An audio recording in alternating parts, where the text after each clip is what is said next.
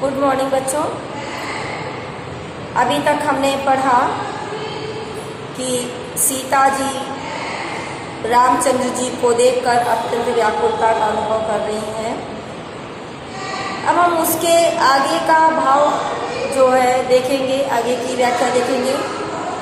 प्रभु चितई पुनि चितवमहि राजत लोचन लोल और खेलत मन सिज मीन जुग जन विधु मंडल लोल। इसमें शब्दों का अर्थ देख लीजिए। चितई व चिताओं का मतलब होता है देखकर, मही माने पृथ्वी, राजत माने सुशोभित, लोचन माने नेत्र, मनसिज माने कामदेव, मीन माने मछली, विधु माने चंद्रमा। तो प्रस्तुत पद में सीता की सुंदरता का वर्णन किया गया है। गोस्वामी तुलसीदास जी की वाणी की असमर्थता को व्यक्त करते हुए अलंकारिक रूप में कह रहे, अर्थात जो भी वहाँ का दृश्य है, जो सीता जी के मन के भाव हैं, उसको वाणी से प्रकट करना अत्यंत कठिन है। इसलिए वो कह रहे हैं कि पहले प्रभु श्री रामचंद्र जी की ओर देखकर और तत्पश्चात उसके बाद लज्जा से पृथ्वी की ओर देखती हुई सीता जी के चंचल नेत्र इस प्रकार सुशोभित होते हैं मानो चंद्र मंडल रूपी, ठीक है, डोल में, डोल माने झूला, डोल में कामदेव की दो मछलियां क्रीड़ा कर रही हैं, खेल रही हैं। गिरा अलिन मुख पंकज रोकी और प्रगट न लाज निशा अवलोकी, लोचन जल रहा लोचन कोना और जैसे परम कृपन कर सोना, सकुची व्याकुलता बड़ी जानी और धरि धीरज प्रीतित उर आनी, तन मन बचन मोर पनु साचा और रघुपद सरोज चितुराचा, रघुपति पद सरोज चितुराचा। तो भगवान सकल उर्वासी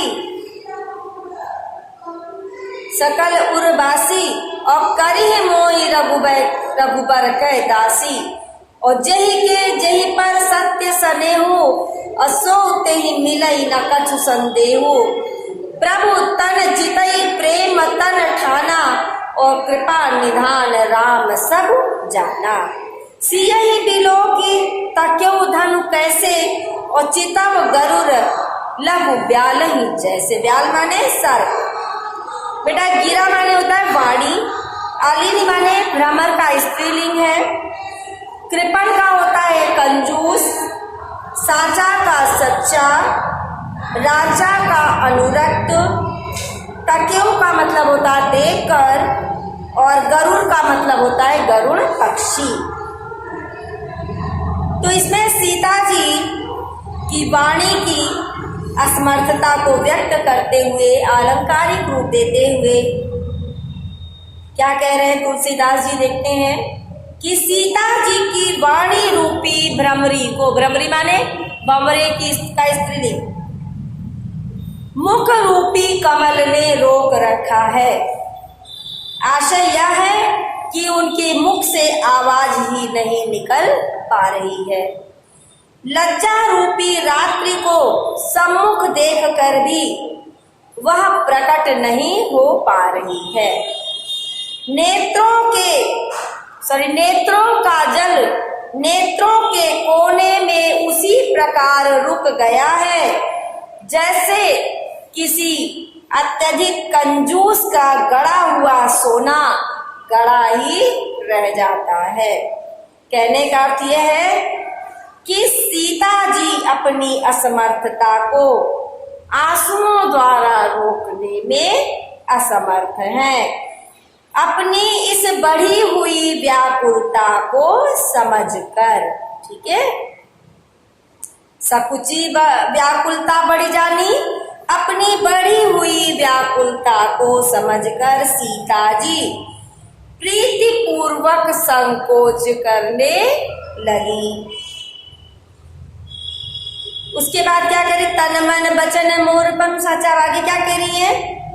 उन्होंने अपने हृदय में धैर्य धारण करके मन में विश्वास किया कि यदि तन मन और वचन से मेरा प्रण सच्चा है और श्री रामचंद्र जी के चरण कमलों में मेरा हृदय वास्तव में अनुरक्त है, प्रेम से युक्त है, तो सभी के हृदय में निवास करने वाले ईश्वर मुझे उन रघुकुल श्रेष्ठ श्री रामचंद्र जी की दासी अवश्य ही बनाएंगे। क्या कह रहे हैं यहाँ पे? दिया है ना, करी मोही रघुवर बर के दासी, मुझे रघु श्री राम की दासी अवश्य बनाएंगे। क्योंकि जिस किसी व्यक्ति का सच्चा प्रेम होता है, स्नेह होता है, वह उसे अवश्य मिलता है, इसमें कोई भी संदेह नहीं है। आगे गोस्वामी तुलसीदास जी क्या कह रहे हैं कि प्रभु श्री रामचंद्र जी की ओर देखकर सीता ने शरीर के द्वारा अपने प्रेम का निश्चय कर लिया। अर्थात सीता जी ने इस बात का निश्चय कर लिया कि अब यह शरीर तो इन श्री रामचंद्र जी का होकर ही रहेगा या रहेगा ही नहीं। उनके इस निश्चय को कृपा करने वाले श्री रामचंद्र जी जान गए। इसके पश्चात उन्होंने सीता जी की ओर देखकर धनुष की ओर इस प्रकार से देखा जैसे कोई गरुड़ पक्षी छोटे से सर्प की ओर देखता है। भाई गरुड़ पक्षी सर्प खाता है, इसलिए वो देखता है अगर जमीन में कोई जा रहा है तो अचानक झपट्टा मार के उठा लेता है। ठीक है, तो यहाँ प्रबंधात्मक और चित्रात्मक शैली है, श्रृंगार भक्ति रस है, छंद दोहा है, भाषा अवधि है, अलंकार अनुप्रास रूपक उपमा है, गुण माधुर्य और प्रसाद है, शब्द शक्ति अभिधा और लक्षणा है। नेक्स्ट है लखन लख्यो रघुवंश मणि ताक्यो हर को दंडु और पुलक गात बोले वचन चरण चापि ब्रह्मांड। कितनी अच्छी बात कही है। लख्यो माने देखा, ताक्यो माने भी देखा, कोदंड माने धनुष को, गात माने शरीर को, चरण माने चरण पैर, चापी माने दबाकर, ब्रह्मांड माने ब्रह्मांड।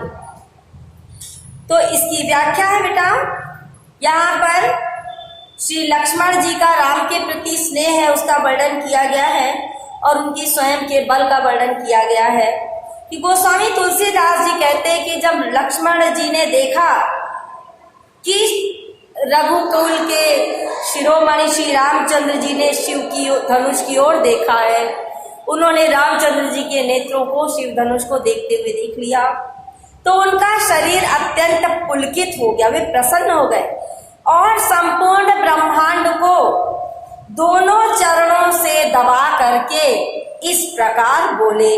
अब आगे के दोहे में हम देखते हैं कि उन्होंने क्या कहा है। दिस कुंजरम कमठ आही कोला और धरम धरणी धरी धीर न डोला। दिस का कुंजरम माने दिशाओं के रक्षक हाथी और कमठ माने कछुआ, आही माने सर्प या शेषनाग और कोला माने बारह या सुअर। ठीक है, राम चाहे शंकर धन तोड़ा, रामचंद्र जी शंकर जी के धनुष को तोड़ना चाहते हैं। हो सजग सुन आयस मेरा, सभी लोग मेरे आदेश को सुन करके सजग हो जाए। अब ये पूरी व्याख्या दोबारा बताएंगे। चाप समीप राम जब आए और नर नारी न सुर सुकृत मनाए, सब कर संसव अरु अज्ञानु मंद महीपन कर अभिमानु, भृगुपति केरी गरब गरुआई और सुर मुनि बरन केरी कदराई, सिय कर सोचु जनक पछितावा, रान न कर दारुण दुख दावा, संबुचाप बड़ बोहित पाई और चढ़े जाई सब संगु बनाई, राम बाहुबल सिंधु अपारू, चाहत पारू नहीं को करनाहु। तो देखिए करनाहु माने केवट और भृगुपति कहते हैं परशुराम को सुकृत माने सुंदर कृत, अपने पुण्य कर्म। चाप माने धनुष, सजग माने सचेत, आयस माने आदेश, कदराई माने कायरता। और इसकी व्याख्या देखते हैं बेटा। पहले हम संदर्भ देख ले कि प्रस्तुत पद में लक्ष्मण की सामर्थ्य और राम के ईश्वरीय गुणों से युक्त होने का वर्णन किया गया है। तो गोस्वामी तुलसीदास जी कह रहे हैं कि रामचंद्र जी ने कहा, हे दिग्गजों, अर्थात दिग्गजों के रक्षक हाथी, हे कछुओं, हे शेषनाग, हे वाराह, धैर्य धारण करके इस पृथ्वी को पकड़े रहो, जिससे यह हिलने न पाए।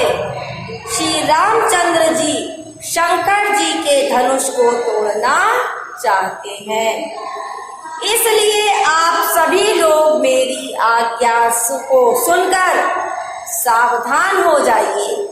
श्री रामचंद्र जी जब धनुष के समीप आए तो वहां उपस्थित सभी स्त्री पुरुषों देवताओं ने अपने अच्छे कर्मों का, अपने पुण्य का स्मरण किया।